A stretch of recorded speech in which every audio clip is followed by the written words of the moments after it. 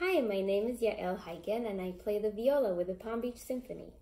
Today I'd like to get into the methods of practicing different techniques on the viola.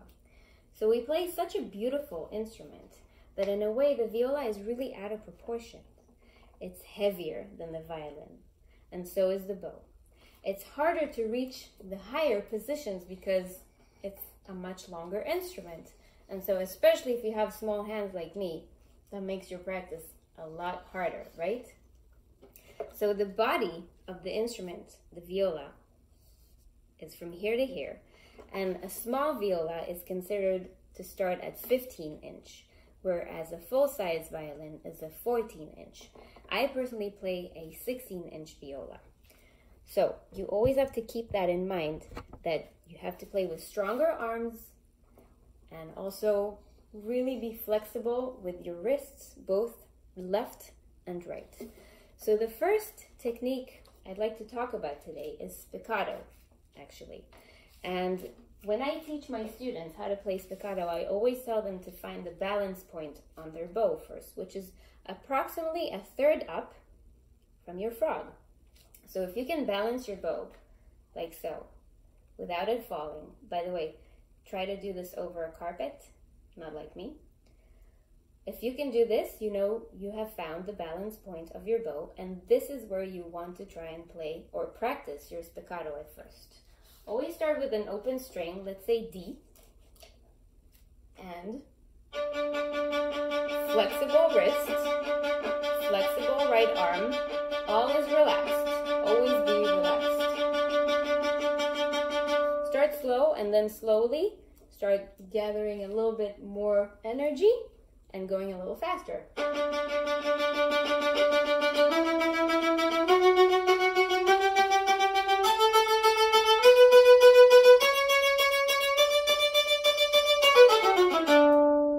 You can always try this on the lower strings once you've mastered a little bit more the higher strings, because the lower strings are harder because we have to lift our elbow a little bit higher. So, balance point and heavier right hand.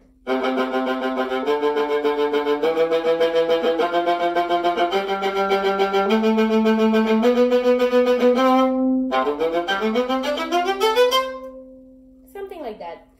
I still practice staccato all the time because it's a technique that's really, really difficult to master. So don't give up, keep practicing. The next thing I'm going to talk about is smooth bow changes. So sometimes when we play a soft piece of music, it's really, really difficult to make the bow changes inaudible. And what I suggest to do is when you go on a down bow, you try to put more pressure on your pinky.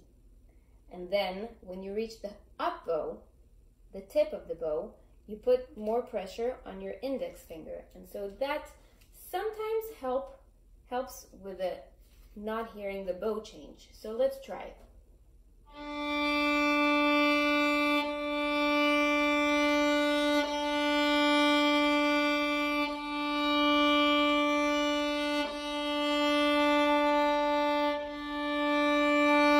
It's very, very difficult to make it inaudible, but putting pressure at the tip of the bow with your index finger versus putting pressure on the pinky when you go on a down bow sometimes helps to make that sound a little bit less audible, just that bow change a little bit less inaudible.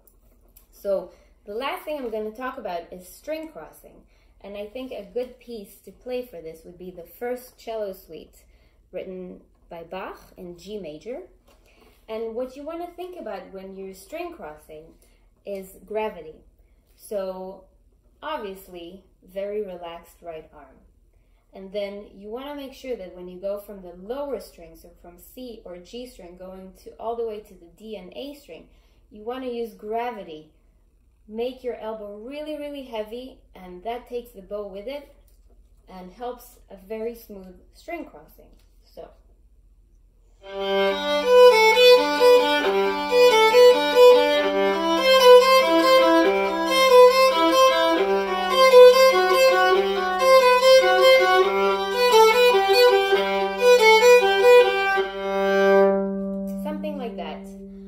Remember, always keep a flexible right arm and help yourself with gravity. Make your arm really heavy going down. I'm gonna play this one more time.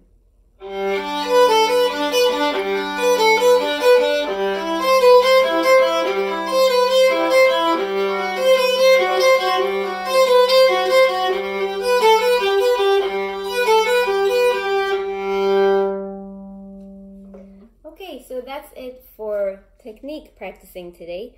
I hope I made some things clear for you, and I'm wishing you a beautiful day. Thank you.